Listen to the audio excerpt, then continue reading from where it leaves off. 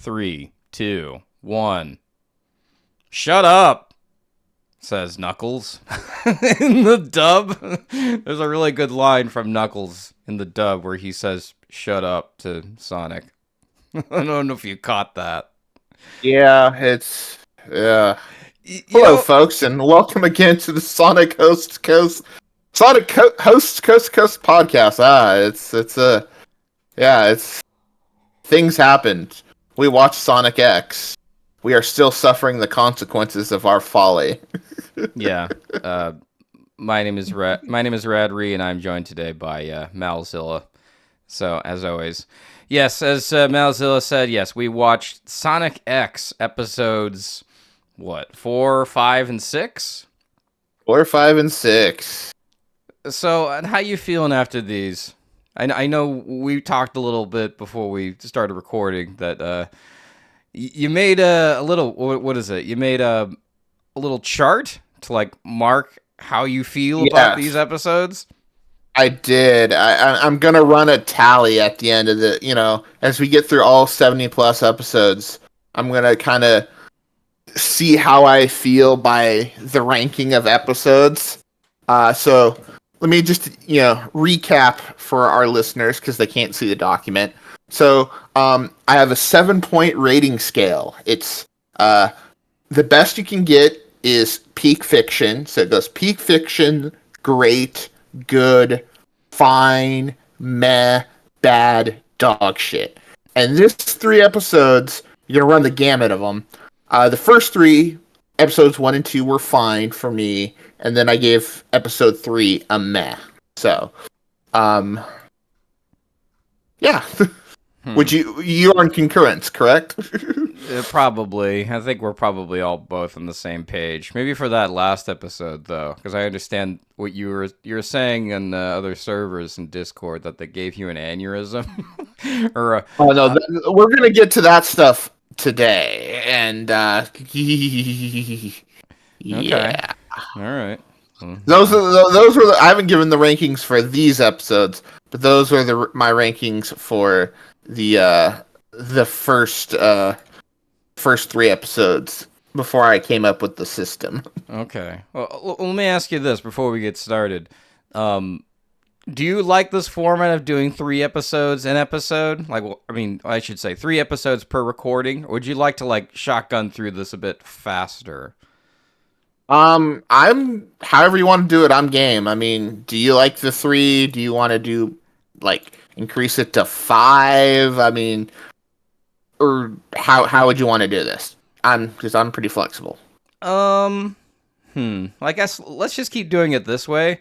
If I start getting really tired of, like, taking notes and stuff, then maybe we'll figure something out. But, all right, yes, We'll play but by for right ear. now, our listeners out there, yes, we will continue doing 3 episodes per episode. Mind you, we are watching both the sub and the dub of the show, so I'm noticing all the... Unless the episodes piss us off and we only have the stomach to watch an Yeah, episode once. right. Am I tipping my hand too much at some of my thoughts? I can tell. All right. So let's dive into our first episode. Our first episode is episode 4, Chaos Emerald Crisis, or I'll let you in a little secret. So if you ever want to see a foreigner speak Japanese or listen to a foreigner speak Japanese, the way they pronounce katakana will tell you everything about their Japanese level, because you have to, like, pronounce it a certain way or it just doesn't sound right. So with that being said, here we go. This episode in Japanese is called Kayasu Emeradu. Okay, so I said it, fucked it up already. Kayasu Emurarudo. Emurarudo? Like, because they have, like, a very... I'll tell you something. Japanese learners, if you're listening, always speak the language from the inside of your mouth, not from your stomach. I know that sounds weird, but that's the best way to pronounce this language. So let's try it again. Kausu emurarudo wo tete hairero. So put the Chaos Emerald in your pocket, or to enter the Chaos Emerald in your pocket. That's the best way for me to say how to set that title. So anyway, this one episode is directed by Sato Masafumi, best known for directing the 2002 anime named Tokyo Underground and 2003's Ease Otherwise, and some other anime called Mars the Terminator. You heard of this? That's one I'm not familiar with. Have you heard of any of these? Tokyo Underground sounds vaguely familiar. Okay. And yeah, and then this one's also written by Masaki Hiro, who we talked about earlier. So, with that being said, let's dive in. So in this episode of Sonic X, the story kicks off with the Thorndike Mansion, where Chris learns that Sonic and his friends were transported to the human world by Chaos Control, and that the Chaos, they're transported here from to the human world by Chaos Control and the Chaos Emeralds. While tracking the emeralds seems nearly impossible, Sonic stays hopeful. Meanwhile, the government begins investigating the newcomers, placing an undercover agent, Chris's new teacher, Mr. Stewart, at his school. Chaos Energy causes havoc at a local construction site, drawing attention from both the heroes and Dr. Eggman. As Cream and Cheese alerts Sonic, Tails and Amy launch into action on the Tornado 2. Eggman makes his move, deploying his new robot, Beacon, I think it's called, to intercept Sonic. Amid the chaos, Chris barely grabs the Chaos Emerald before Eggman can. You know, he literally skips school just to do this, but ends up getting dragged in. Yes? I was going to say, it's the classic, I have to go to the bathroom Power Rangers excuse. Go save the day. I want to ask you about this Power Rangers stuff in a minute. But, yeah, to finish this episode up, yeah, so he steals the Chaos Emerald before Eggman can, but he ends up getting dragged into the sky aboard Eggman's hovercraft or craft or whatever you call that thing. Floaty thing. The Eggmobile. The Eggmobile, thank you. Sonic battles Beacon and rescues Chris just in time, reclaiming the emerald in the process. The episode ends with Sonic commending Chris for his courage as the group celebrates their first Chaos Emerald recovery. And they all laugh. Ha ha ha ha ha ha ha! End scene. Well, no, it didn't exactly end that way, but it was pretty similar to that kind of an ending. Like, I don't know if you ever saw that show, in America, they called it the Fukons, or in Japan, it's called Oh Mikey. Are you familiar with this show? I'm not. Where it's like it's a show about all these mannequins, and it's shot here in Japan, and it's all mannequins, but they always end every episode with them laughing hysterical. But like there'd be something like, "Oh God, you know, I'm going to die in 6 weeks," and then they're like, "Ha ha ha ha!" They all laugh at the end. But anyway, that's funny. But yeah, you know, this I have some thoughts on the episode. Yes. So for those, since you're not a huge anime buff like some of myself and some of our listeners, a lot of times when you get in these certain original stories, especially like, again, you know, this show ran for 70 plus episodes, so you know, it's a pretty massive cast, and we're still in the process of introducing a lot of the supporting cast. So obviously we had Mr. Stewart, who, I'm not gonna lie, for most, they give him some interesting stuff to do in season 2, but I'm also gonna, of course, say, yeah, he's kind of useless. He's kind of pointless, though they do give him some stuff to do later on. We also meet the president, who I'm just going to call not that's right. Bill The president's Clinton. in this episode. Who, you know, he's not Bill Clinton, though he kind of looks like Bill.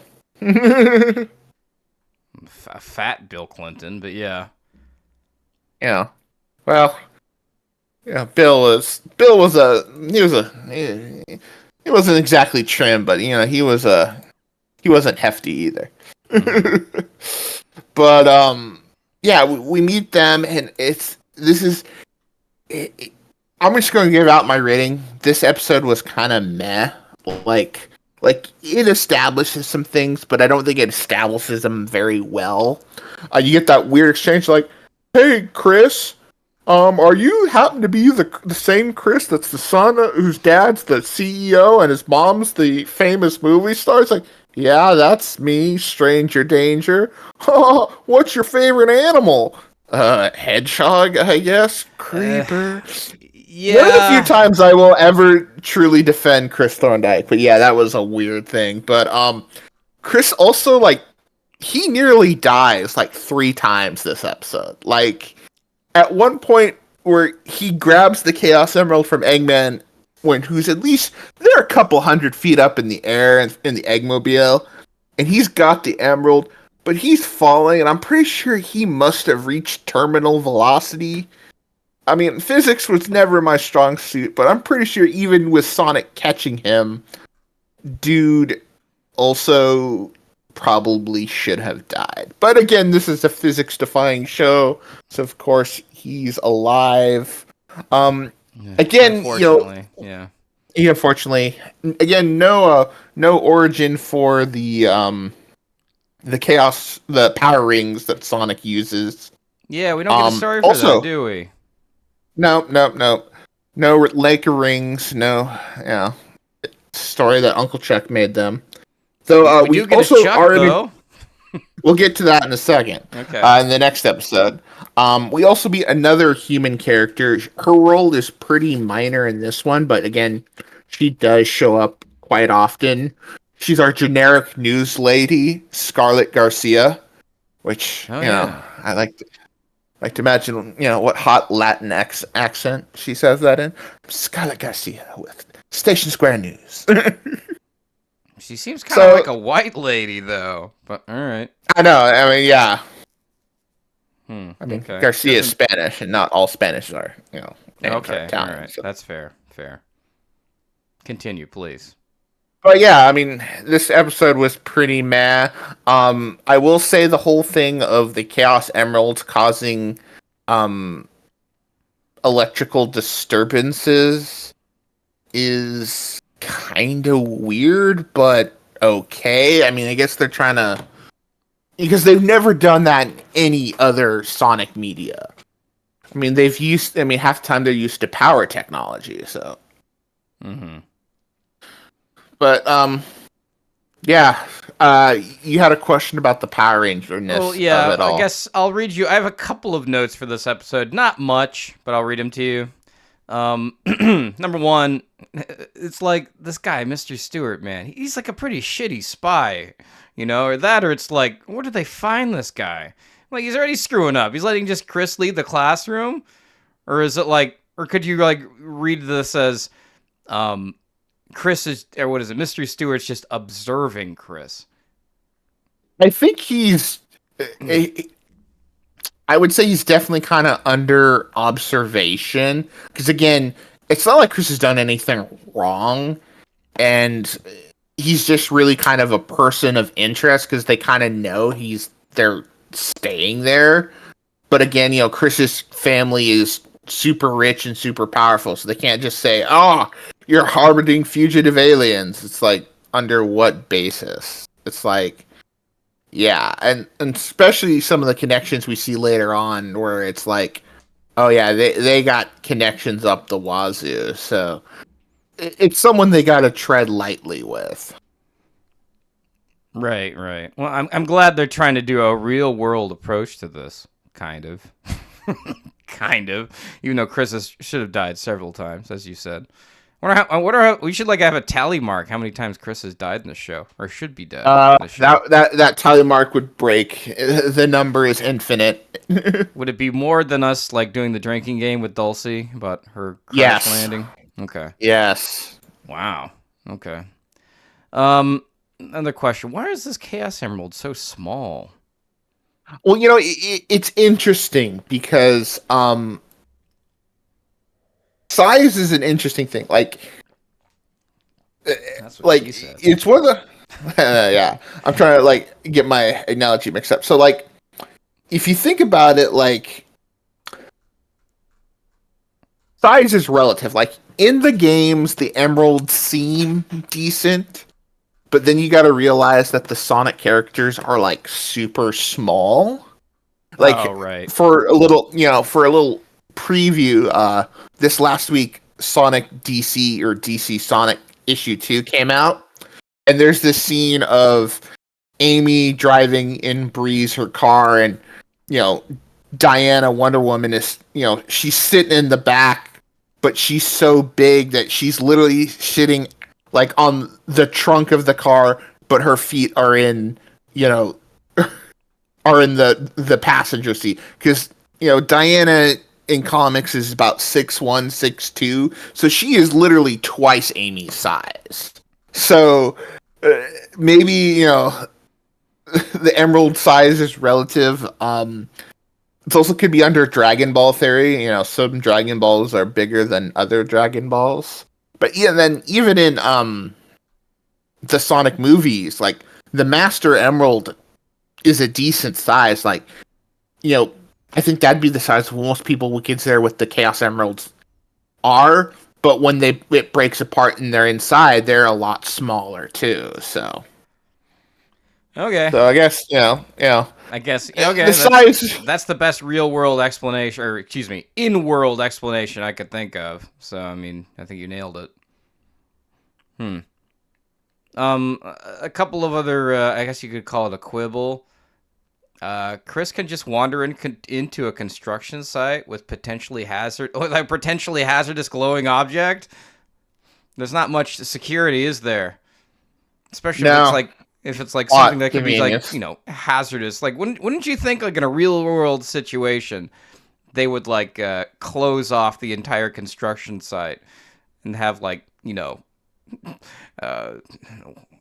FBI or something? I'm not sure. What do they bring to construction sites when a meteorite strikes the Earth? NASA? FBI. The government's involved. Let's put it that way. Yeah. The government is gonna be there.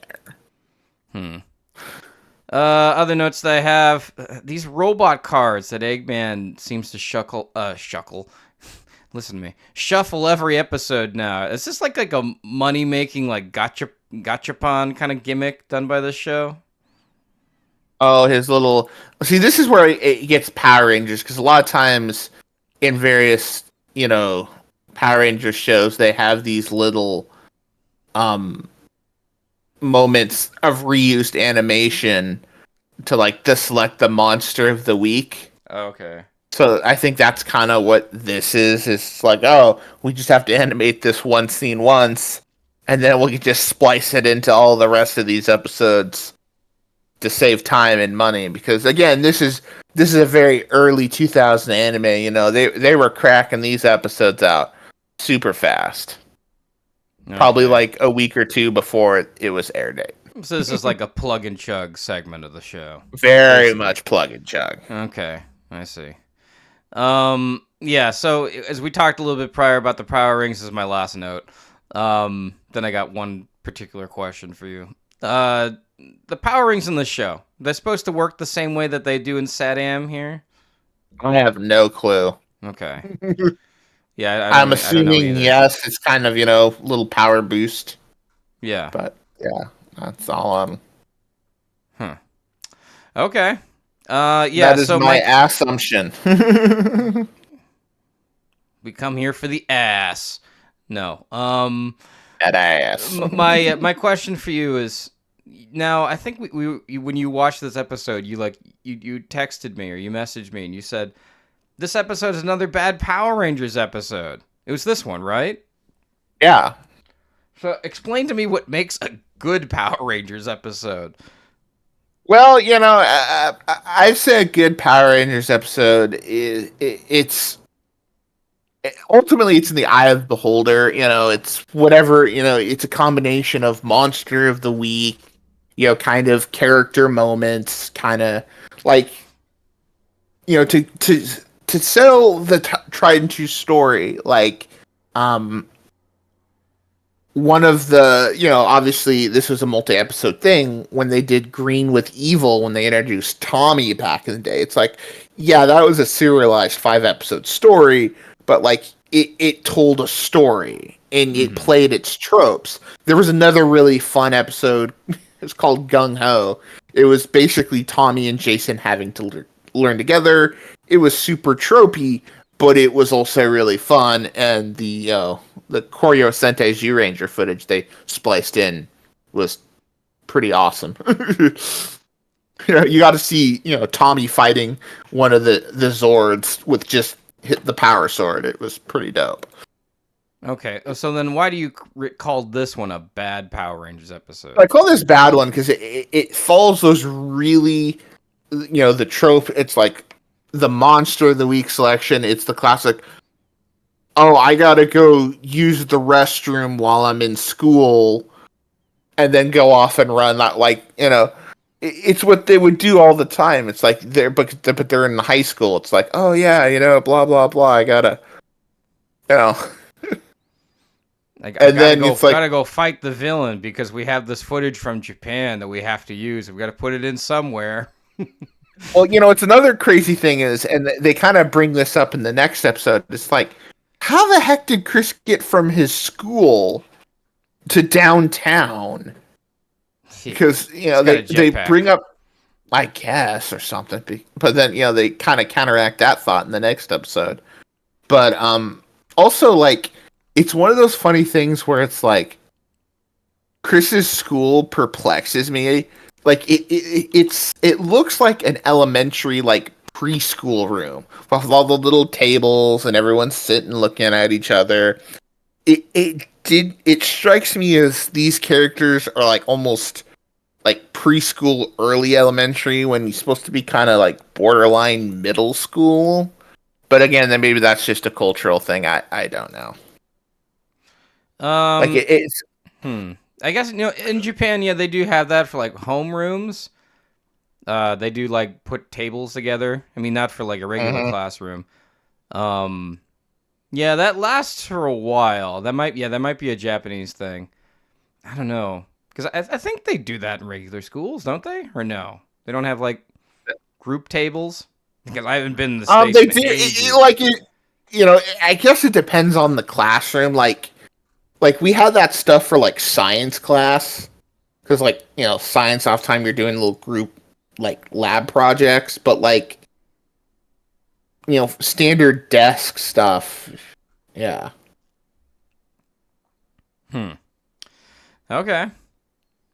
All right, well, that's all I have to say about that episode. I give this episode a fine. It's fine. Okay, so you're giving it a fine as opposed to a meh? Actually, no, I'd probably give it a meh. We gotta stick on. You can put this on. Yes. So you're giving it a meh? Yeah, you can you can probably put this episode in a crate and throw it all the way to the bottom of the ocean, and I don't ever need to see it again. Or maybe I do. I don't know. Maybe for context, because they set up Mr. Stewart, because you need to know how he got there, but I don't really care. That should just be the thumbnail of this episode. Have a picture of like all the Sonic characters out front and just says, I don't care. Anyway, you want to dive into our next episode? Do you have anything else to say about it? All right, so our next episode is called Cracking Knuckles, or Gekitotsu Sonic vs. Knuckles. This is directed by Furuya Kenichiro, director of Sonic the Rescue from the last episode. And this one is written by Yoshimura Kyoko. Now, this one is actually a Sonic alumni. She's probably best known for co-writing Sonic 06. And she's a scenario writer. Yeah. Well, yeah. Well, I mean, she's also a scenario writer for Sonic Unleashed.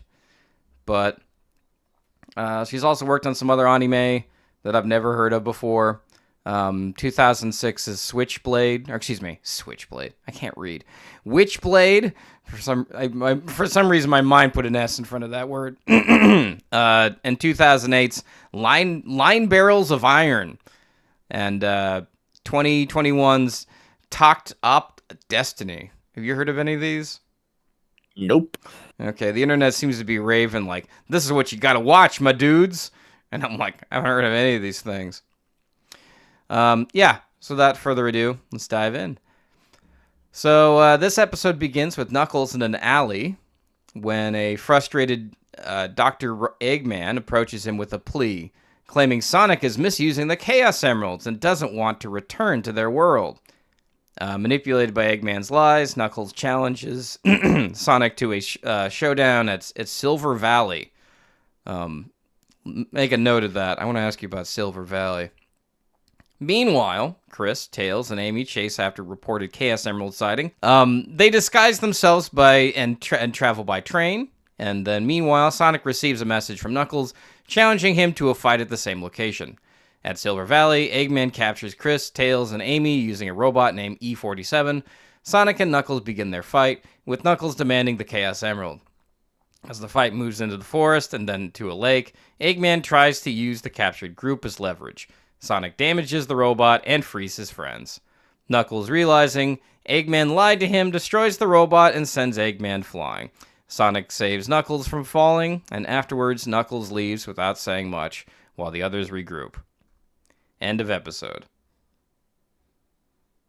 So, Malzilla, thoughts? I got a joke for you. Okay. Tell me if you heard this one before. All right. Eggman tricks Knuckles into fighting Sonic. That's the joke. New original idea, right? Right? I can tell you're being facetious. I am being facetious, but I actually gave this episode I gave it's a good episode. I actually enjoyed this episode. It was yeah, there's some good action moments. It feels like a Sonic show. This feels like Sonic characters, Knuckles being over the top trying to punch Sonic just taunting the crap out of him, just dodging and getting some licks in. These feels very in character. And again, you can't do a Sonic show without Eggman tricking Knuckles at least once. If you'd figure the poor guy would figure it out now that Eggman's always going to try to trick him. We do get some interesting, kind of.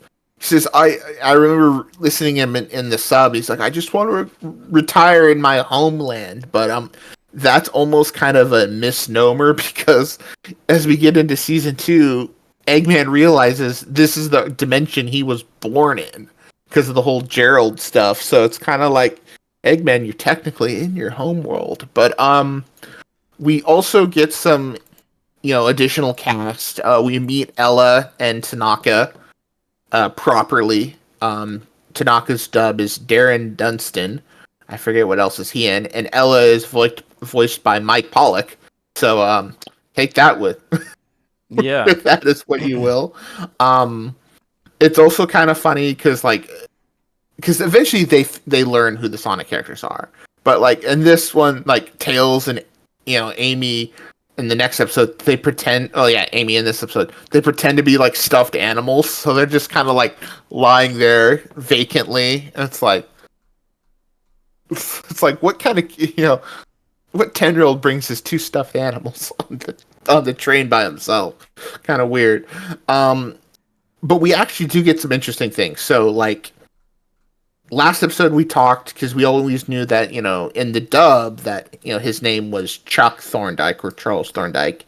Tanaka actually refers to him in Japanese as Chuck-sama. So Chuck is his real canon name, So I kind of wonder, is this Sega throwing Satam a little bit of a wink and a nod because.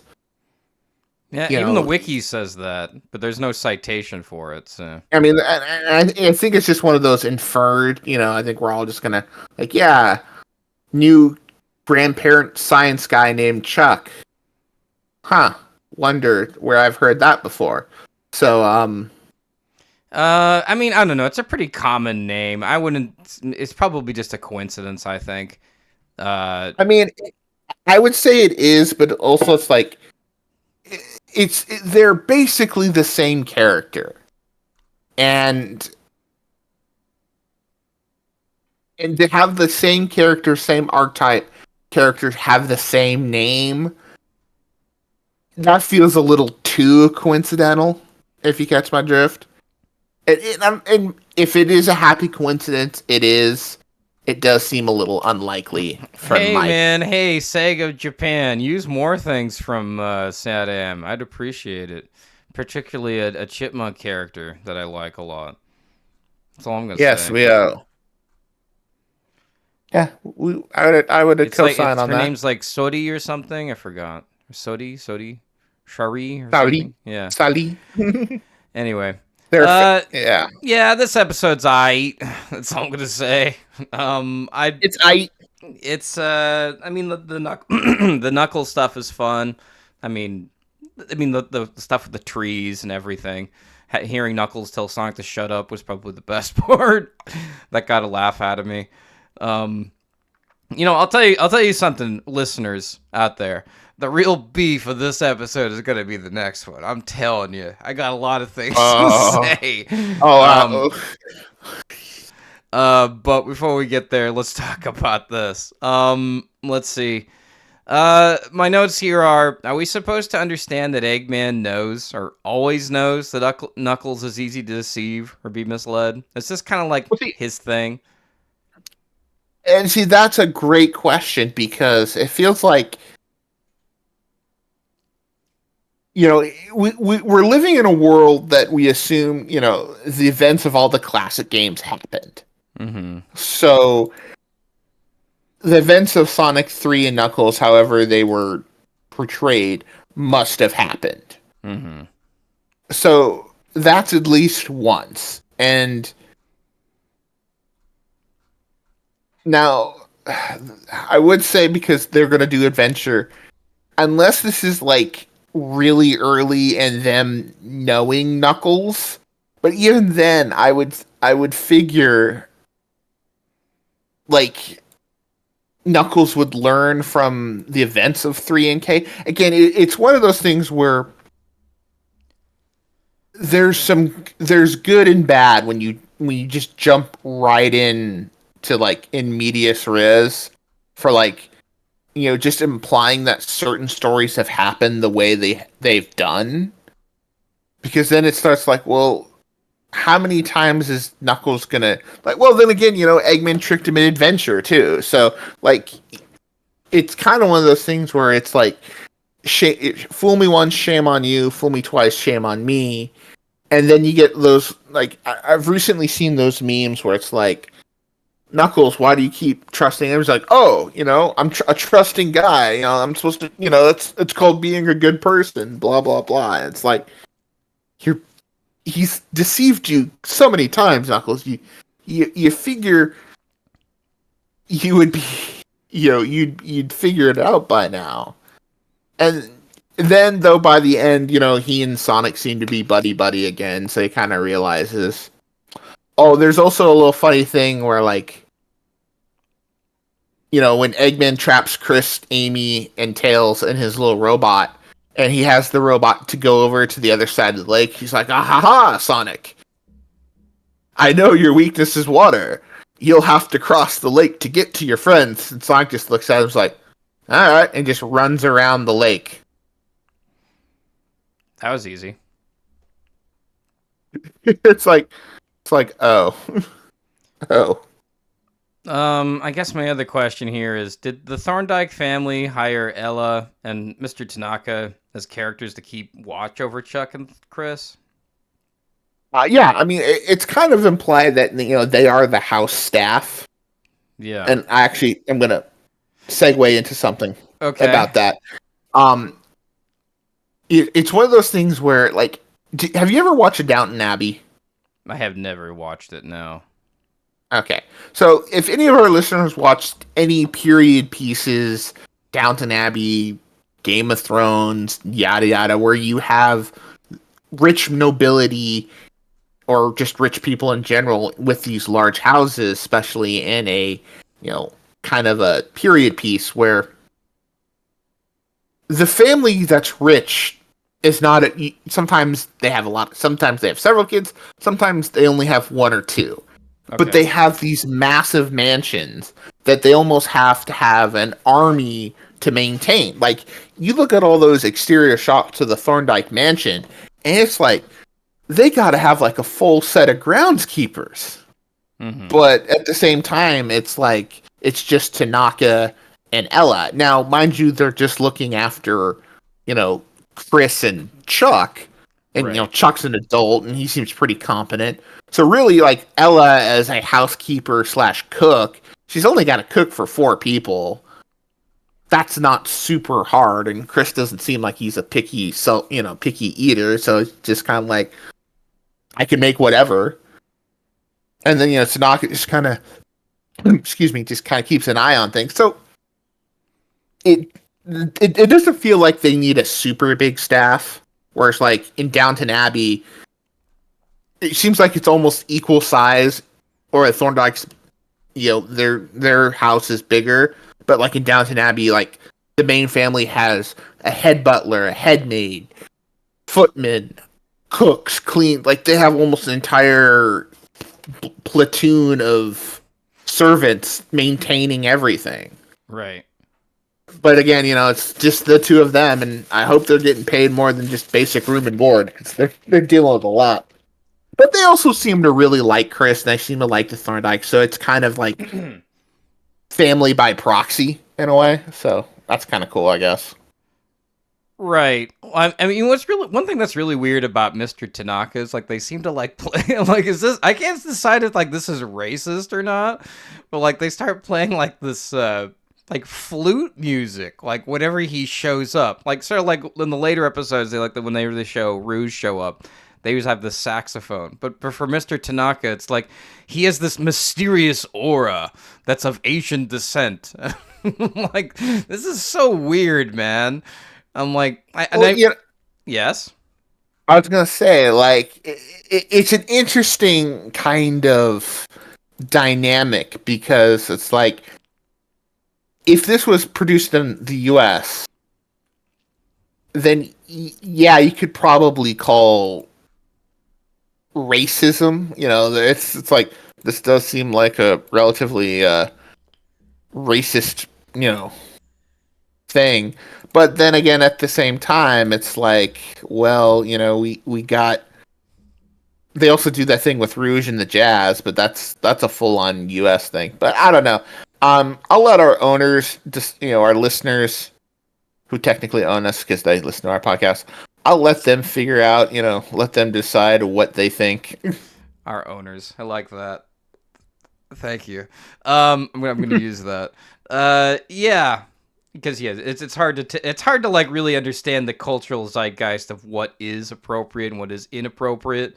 I mean, sure. I mean that's what is it? What do they say? That's like that's one of the things about racism is it's a really wide spectrum, and it's really hard to like Like, tell when you're being racist or when you're not.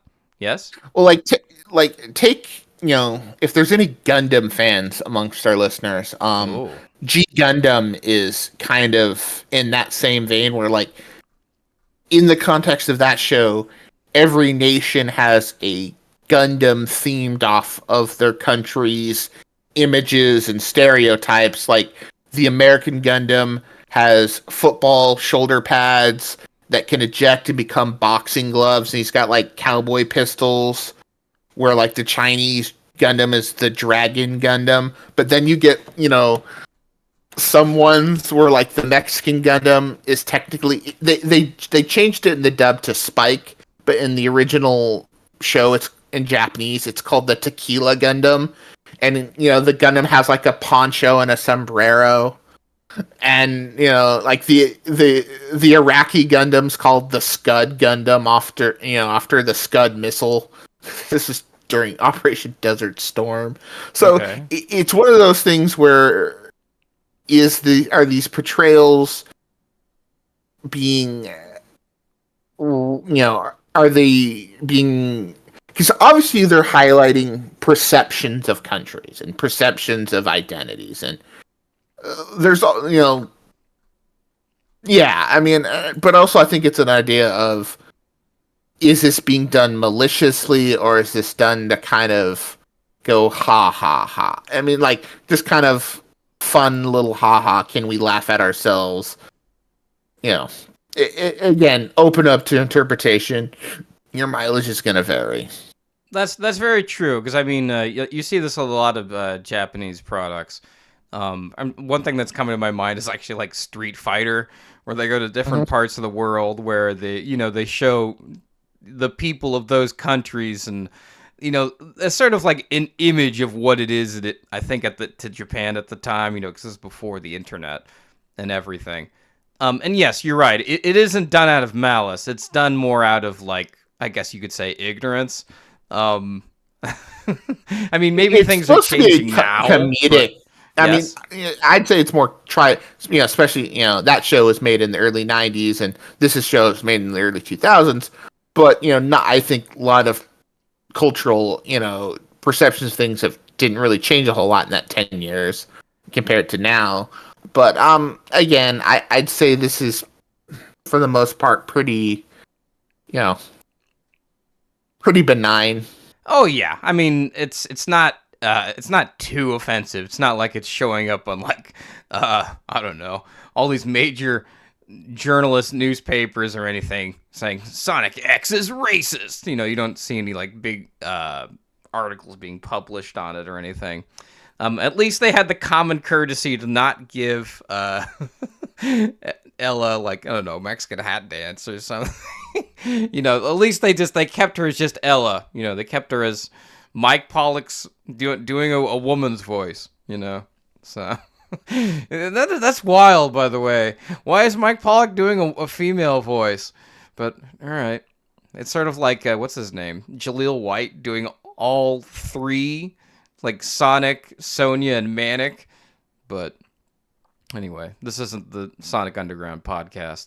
It's the Sonic X podcast. Um, let's see here. Other question I had for you: is it explained why Sonic and his friends can't be spotted? Like, are they worried that like people are gonna rat them out and then like they're gonna just kick them out of the world, or That's what are they? Why are they that's so what I'm worried? assuming. That's what I'm assuming. Because again, they just escaped, the government, so they're probably like, oh, that's kind of like what I'm thinking. Hmm. In terms of like going back and forth, I guess yeah, pivoting here.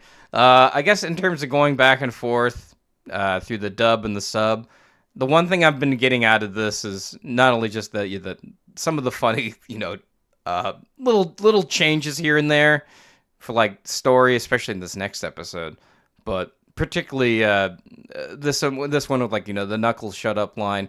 I really think that Mike Pollock probably does the best.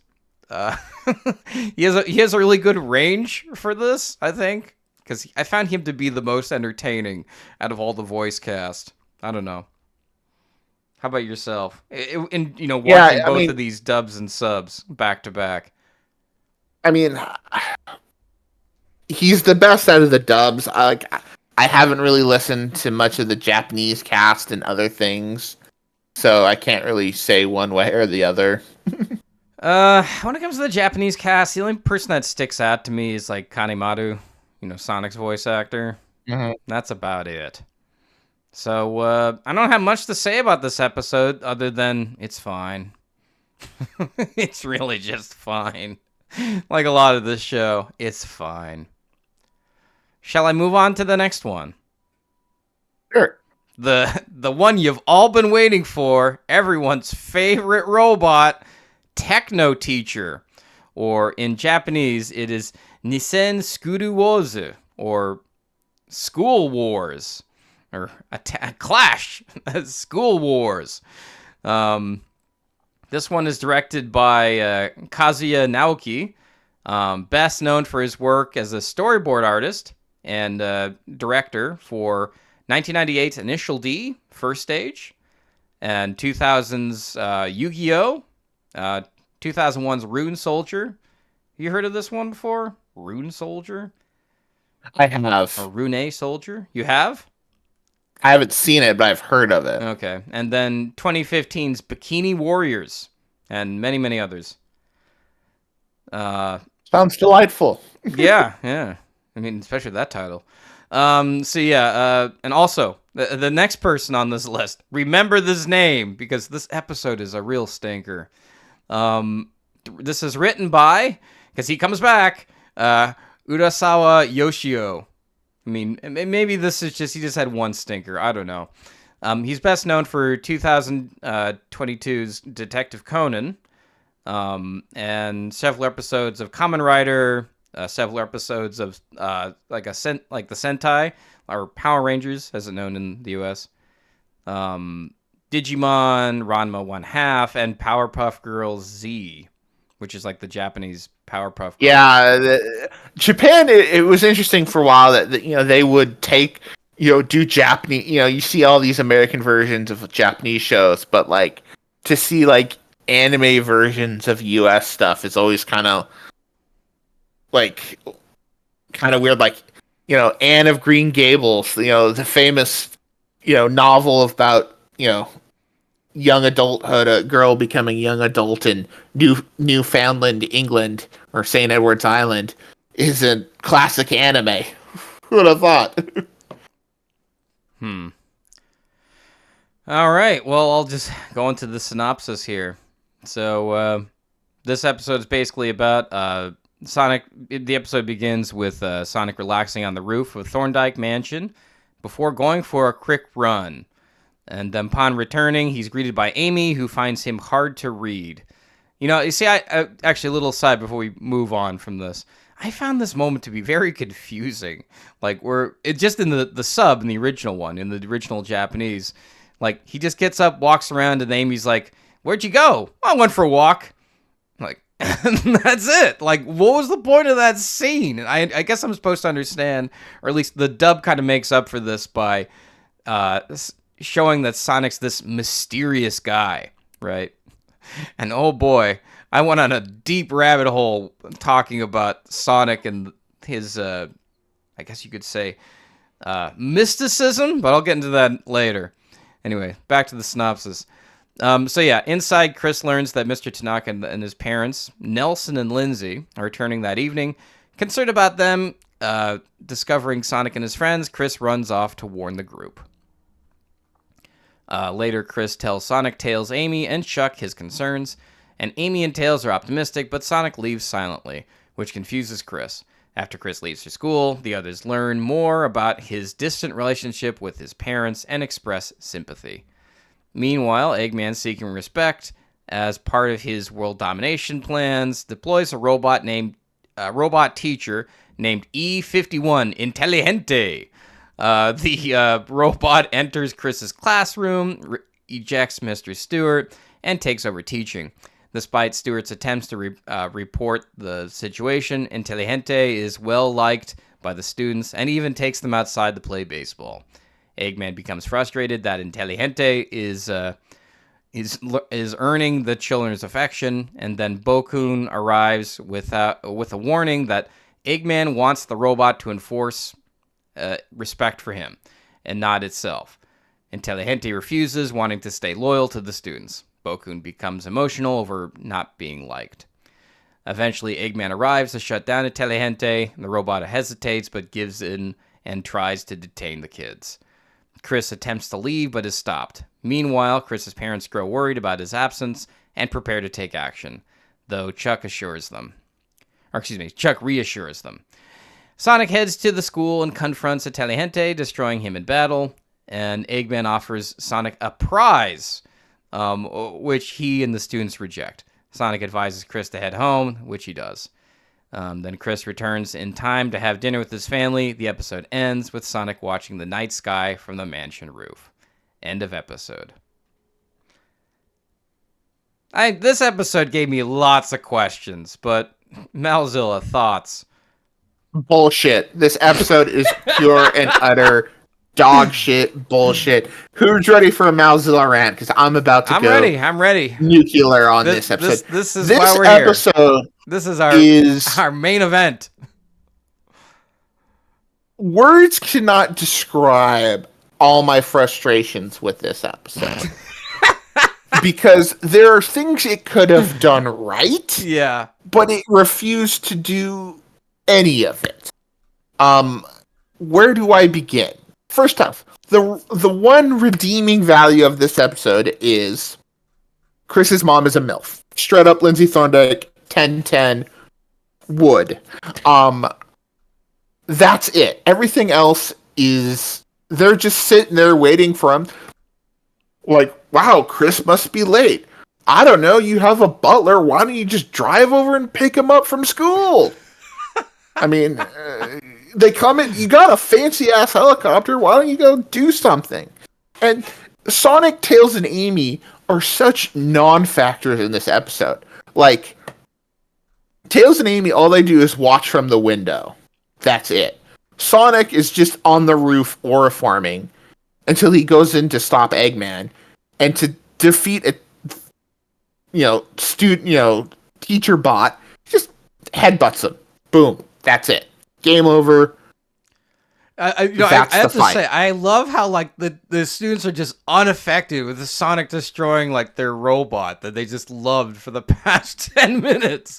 Like, okay, and then whatever. You have all this stuff of Mr. Stewart calling like the police and the army trying to arrest the robot, and it's not funny, and half the time he gets chased around by the cop for stealing his burger, and even then, and here's where some good could have been fed, because it seemed like, the whole plan is like, Eggman's like, well, I'm going to take over the world. The easiest way to get the people of this planet to like me, and what's the easiest way to do that? Influence their kids. Okay.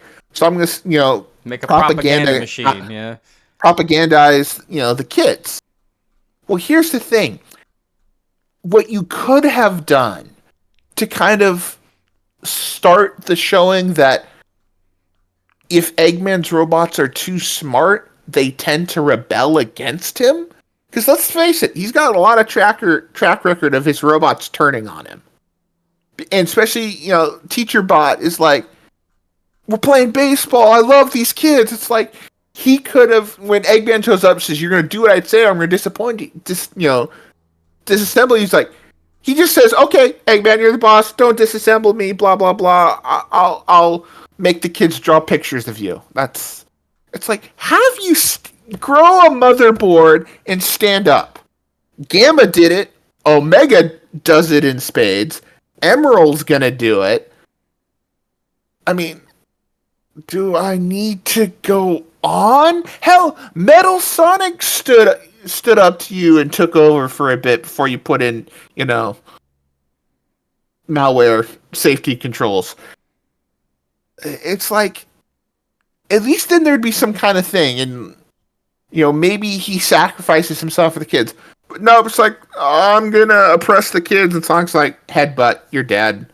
And then everybody's like, no have a payoff. sticker. There's no setup. There's payoff. a setup, but like, there's like no like the kids are just unaffected by this. Again, I hate this episode so much. I refuse to watch it in the dub. I only watched it sub. I would rather watch the Sad AM episodes with Antoine, that the two-parters that we ragged on so much in the Sad AM reviews. I would rather watch those. I would rather watch the Wade series again. And I enjoyed the Wade series. But the Wade series added to Worst was infinitely better than this episode. Like, episode 4, which people either love or hate of Wade, the Flames of Disaster, Knuckles wasn't in it much, but his presence was felt, and the theme of that was throughout that episode. Sonic and Tails and Amy do absolute jack shit. And Sonic's like, I'm just going to, aura farm on the roof, because whatever. And again, it's just like, I know people like Sonic as kind of this elemental... They like him like Godzilla, where Godzilla doesn't really have a whole lot of character. Godzilla is just a force of nature. They like that with Sonic. And Sonic can be fun like that too, but in these shows, with how successful the movie's been, they were successful because Sonic was a character we got to know. We got to see his insights. He was the main focus. He is an absolute afterthought in this episode, and it's not going to be the last time that's that. Yeah, I have some thoughts about that. Yes. Is that it? Is that all you got to say about that? I think I've pretty much ranted as much. Again, this episode is straight up dog shit. Again, only redeeming value is that Chris's mom is hot. Okay. That's it. For me, this is like a Tommy Wiseau episode, man. It's so bad, it's good for me. It's awful. It is awful. It's mad. The other two episodes, I could like put in the, like I said, put in a trunk and drop in the bottom of the ocean. I don't need to see them ever again. This one, oh God, this is bad.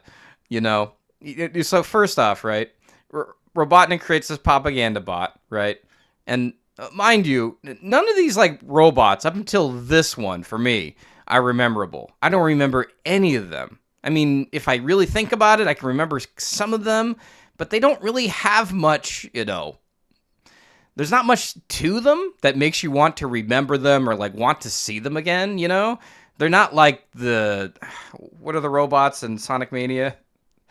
The heavy eights, the hard-bellied heavies. The hard-bellied heavies, like those were cool, right? I don't need to see these again, right? Maybe I might want to see this one as like it's like the Jar Jar Binks of like Sonic X or something, right?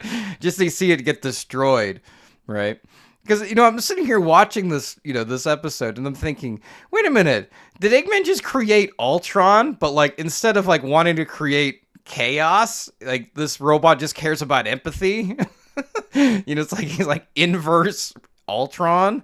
I don't even think James Spader voicing this character would have made him good. Okay. And James Spader can make just about anything good. One thing I want to ask you too: are we supposed to dislike Mr. Stewart? I think we're just supposed to think he's extremely incompetent. Okay. And go from there. Good job, U.S. government. That's all I'm going to say about that. I will say this. You didn't listen to the dub, and I thought the dub actually made this episode better, believe it or not. Oh, boy. I might actually have to go watch it now, but I might have to. The reason why I say this is because before I do that. No, it's funny because I watched this, right? And then when I watched in the dub, I'm like, oh, it's probably just going to be just as bad. It's probably going to just be the same thing, but like an equivalent. But no, in the sub, they make it seem like the teacher took over, or no, excuse me, the Techno-Teacher took over, and they just kick him out of the classroom, and the kids love the teacher or the robot better because he's better at teaching them than Mr. Stewart is. And nobody wants to listen to Mr. Stewart for some reason. They turn it into he's also, in that case, it's like, yeah, well, Stewart's not a teacher. He's a government spy. This robot can actually teach. And so it makes me wonder, like, are we supposed to hate this guy because he's a spy? His code name is Teacher, through the secret channel, and nobody listens to him because they don't want to. I mean, like, is this supposed to be like a Twilight Zone episode, like 2,000 Feet of Terror, or whatever that episode's called, where he sees something on the wing of the plane, but nobody believes him? The gremlin. Yeah. I mean, that's this episode. Like with but like every single time he shows people the robot, like, no, the robot's teaching the kids. He's doing his job. It's fine, right?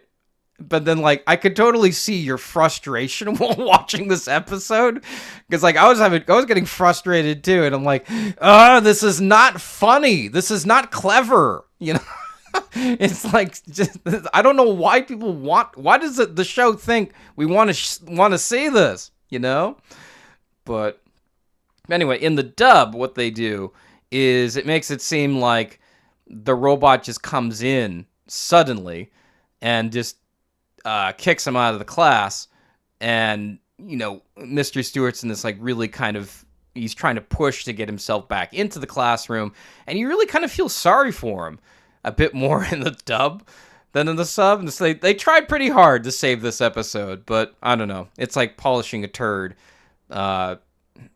It's not much better, but they tried. They get a gold star at least. I imagine too that this name in the dub, the Inteligente, right? That's the Spanish for like intelligent, right? Yeah. Okay. Because it was funny. I was talking to a friend of mine who watched the show who grew up in England, and he kept calling him a telehentai, right? So, I think that's the better name for him, a telehentai. Oh, yes. Oh boy. Um,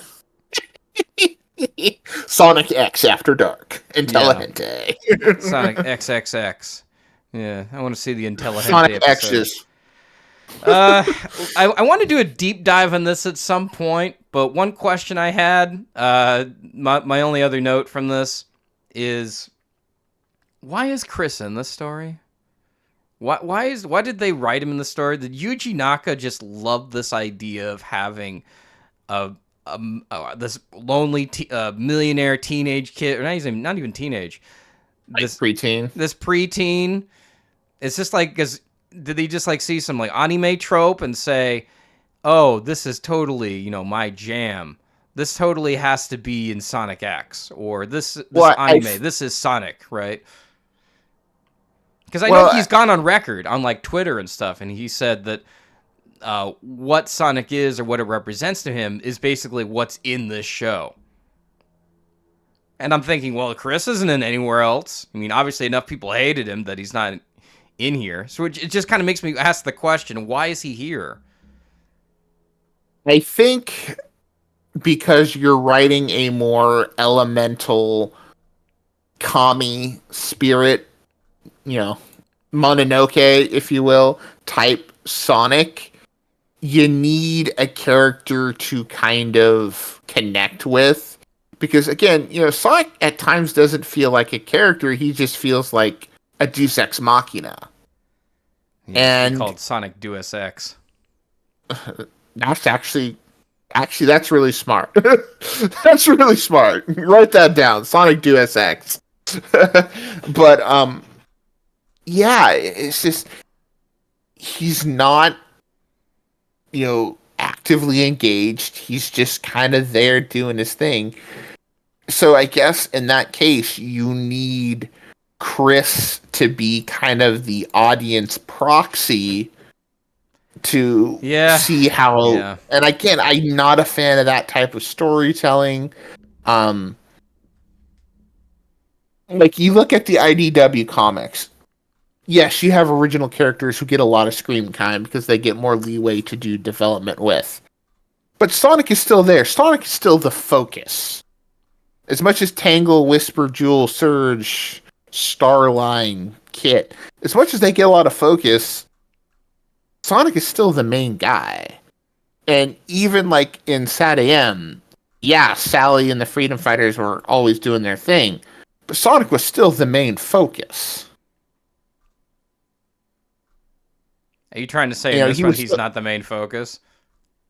It feels like, at least in this episode. Well, I'd say in a lot of these episodes, or at least if I remember correctly. I mean, Sonic's he's almost like kind of like a religion. He's the cult leader who just kind of just sits above in the heavens, because he's this very angelic kind of entity, right? Who just kind of exists. And I was talking about in the previous episode that he's really stoic, right? And he does things for like hedonistic purposes. And there's almost like a kind of like the aura I get from Sonic in this show is that he's not even like maybe he could just call him either a demigod, or you could call him like a god, right? Because he doesn't really seem like a person or like a human. He doesn't really have any flaws. He's a force of nature in this. Yeah, he really is. He's what they call the wind. I see some people say online. I'm no Whatever servant that but means. to the wind that blows free, or whatever that line from Black Knight was. Okay. Yeah, because I could see why. What is it? The Christian population really likes this character, because I do get these very like Christian vibes from him, where he's this very angelic character just sitting on the roof, and he kind of just swoops in as this sort of like trickster god, the fox, in most mythological storytelling, right? The one that like the coyote in a lot of Native American stories. He's up all night to get Loki. He's all all Yeah, night to like get Loki too, like in Norse mythology, right? Um, Noki. oh, Noki. Okay, No, that doesn't not quite. Loki. That's Okay. Son. You know, it's funny is in the comics, Marvel, there is an alligator Loki that they ripped off from the Loki TV show as a variant of Loki, and I'm just now imagining what if they'd made, instead of alligator Loki, hedgehog Loki. Right. Well, I mean, just for me, going back to my thing. I mean, I have nothing to comment about that. Sorry, I have nothing to Fine. say about that. I mean, I'm just throwing out random thoughts. okay. Maybe make our audience laugh. Yeah. If you laugh, Because give us a again, thumb up. like Thumbs up for laughs. again, I love things that go from it's so bad into this is so absurd it's hilarious. But this doesn't cross the barrier for me. This is still Yeah. firmly in the this is just dog shit. Right. And it's not like, and it's not absurd enough to get into this is so absurd it's actually hilarious. No, this is just absurd and dog shit. Okay. And it kind of, you know, you sent me the picture of like the girl sleeping in the grandstands during the episode, and it kind of got me thinking. And I don't think we have any of us have an answer for it now, but it's definitely something that we'll probably have by the end of it all. Is it worse to be for a show to be bad, or is it worse for the show to be boring? And I think Sonic X is starting to flirt with that, you know, kind of, or we can do both. But yeah, we're still early in. We got some more episodes, some more Emerald shenanigans. I know certain episodes will pick up, and it will get better. But like 6 episodes in, and you got 2 episodes that are fine, 2 episodes that are meh, 1 episode is good, and 1 episode is dog shit. Does not do well for the series average right now. Mm-hmm.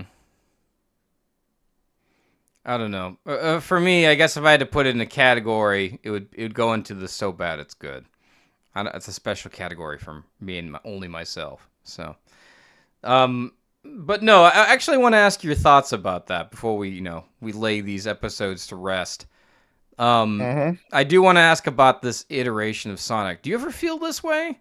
Do you get this feeling of like that he's almost not even human in a way? Well, in when I say you're not even human, I'm assuming you're referring to just he's not a character. He's just like a presence. He's just a not exactly, because I sort of like I see him as like this entity that's sort of like almost kind of like supernatural to like the universe. Like it's sort of like how like when you're in a cult, right? You might have a cult leader, but like they sort of deify him to this way of like seeming like it's kind of he has this mysticism to him, this sort of elusiveness, this I guess the word you'd use is higher power. Yeah, I'm not sure. I'm not sure how to best explain it, but to me, it seems like this character is more or less he's like you said, like a non-entity. He seems more like he's just there to be he's there for the marquee, right? He's not really there to represent a person or a character like he isn't like Sonic Sat-Am. Whereas like in Sat-Am, he's more of like a person who's existentially there. He's fighting for, the freedom fighters. He's trying to like save them, right? And this is just sort of like he's just there and you just have to accept it. It's almost like I don't know if I've said this before, but it's like Sonic X and Sonic Sat-Am, like they're like two different religions almost, where it's just sort of like you've talked about that a few times. Okay, but it's gotten to the point where it's just sort of like my mind is kind of having a hard time, what's the word? Putting the two together. Like if we were, because eventually in the Archie comics they do put these two together. But I really sort of feel like these don't go together. It's like two puzzle pieces that just don't fit. and like everybody's been trying to like jam them with their fingers to like get them to fit. Like, and you know, and bravo, like people like Ian Flynn and others who've tried to do it and try to make this work. But to me, it's just sort of like, it's really hard to enjoy this because I don't know which one I should be enjoying or which one I shouldn't be enjoying or how I should be viewing it. Of course, like when we get to like the Sonic movies, right? He's more of like, that's even a different iteration where he's like more of a kid and he's more of, I guess they kind of try to, you know, dabble into the whole Golden Warrior aspect of it. Which is something that we could talk about a bit later. I have a lot to say about that, but Well, I don't know. again, you know, it's a case of different writing styles for different narratives. Again, it's like I've said this once, I'll say it a zillion times, I'll keep saying it. You can't writing game Sonic in a one-off writing Sonic in a one-off video game that you won't get a follow-up for 2-3 years down the line, that is kind of a solo adventure from start to finish. That's one way of that's a different type of writing than writing, you know, a monthly comic, a weekly TV show, like that has an ongoing narrative. Mm-hmm. And people need to realize that. And it can't, you know, I know a lot of people like to bring up One Piece, and it's like, okay, I get that, but, you know, Luffy is still, you know, he's still the focus, and he's still there the entire time, even though he's got this big cast around him. He's still there. Like Sonic X and Sonic has a big cast, but it never feels like Sonic is there. Like, it's like Captain Planet. You know, it's like the Planeteers are doing like Captain their Planet. things. He's like Captain Planet. It's like, you know, Chris is like, you know, Tails is like Earth. Knuckles is fire. Amy's like wind. You know, Cream's water. And Chris is heart. By your powers combined, I am Captain Sonic. Where, you know, he just shows up, does his thing, and leaves. You know, some people love that. Some people don't. Yeah, you know, that actually kind of makes me want to say something. Like, if I met Captain Planet, I would just be like, "What are you? Like, who?" Well, you know, it's actually interesting. If you remember Captain Planet, there was some episodes where he actually, you know, he was more than just the Deus Ex. Like, there were times where, like, he got depowered, and you got to see him interact with the other characters, and he kind of grew up and did some stuff. And I know they're doing a new Captain Planet comic book series from like Dynamite or Boom that, you know, is gonna kind of delve deep into the Captain Planet, you know, characters and lore. But, you know, such a perfect '90s, you know, capsule, because, you know, again, it's like, you know, you can't make Linka Russian. She's from the Soviet Union. And it's like, that's a different, you know, point of view. Right. Well, I mean, I don't know. All I can say is this iteration of Sonic just really boggles my mind. Like, I can't really figure out if he's a demigod or if he's supposed to be an entity or not. And, like, how does this work into modern Sonic? Like, is this why all the fans of this show have such contentious, like, what is it? We keep butting heads with them for this reason. At least that's the only thing I can get out of this. I mean, I get it. I totally get it. I mean, like, I'll full disclosure, I used to be part of the Mormon church, so I know what a cult is. Sorry, Mormon listeners, but that's just my opinion of it. If we have any Mormons who are listening, and I'm not saying you need to leave your religion or you need to think of it a certain way, but to me, I understand what the workings of a cult are, and to me, this is like Sonic X the cult. So I don't know. I find it fascinating. I really do, and that's why I'm totally on board with this show. So. Church of Sonic and latter date Latter-day Sonic fans. Yeah, I don't know. Something. If you're a Latter-day Sonic fan, you made it this far with all of our F words and sexual innuendo and references to drugs and all these great things. Be sure to leave a like and a comment and tell us what you think. And Join our Discord. Hang out with us. if you Follow got us on social media. if you got a bone to pick with us, be sure to let us know. We love them bones. We need them bones. The hand bone's connected to the feet bone. There you go. This is where we sound ourselves off with like I don't know, creepy crawly skeletons, or how's that song go? Creepy crawly skeleton. But yeah, I mean, again, I've said all I've had to say on these episodes. Again, they weren't very good. I've kind of peaked at what the next three are, and I'm kind of like, ugh. I mean, again, to the show's credit, and a lot of these type of stories, the first 10 or so episodes of these, a lot of like original anime stuff that's not based on a manga, it takes about 10 episodes to get off, to kind of establish a baseline, to kind of establish who these characters are, what their motivations are. Because again, we're 6 episodes in. We've kind of established a little bit of the first reoccurring plot of finding the Chaos Emeralds. But, finding 7 emeralds across 25 episodes, that's still a lot of time for other things. And, like baseball. Like, now, to be fair, just about every anime has a baseball. Does it? Dragon really? Ball Super had a baseball episode, and it was fantastic. Partially because Yamcha was the main focus, and it just made fun of Yamcha half the time. So Huh. Well, we got those under an hour. I thought this would at least take us 2. Well, I guess we don't really have much to say about them. Yeah. What does that say about the show?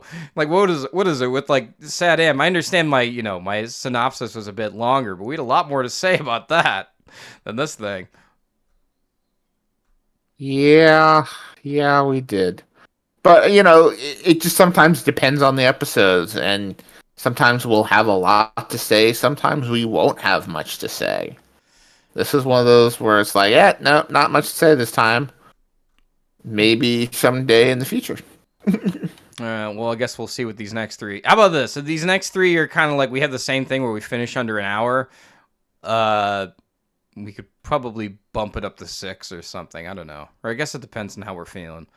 But yeah, I mean, I will be going on vacation the first week of May, so you can definitely use, if we need a little bit of a break, that is, built-in break time.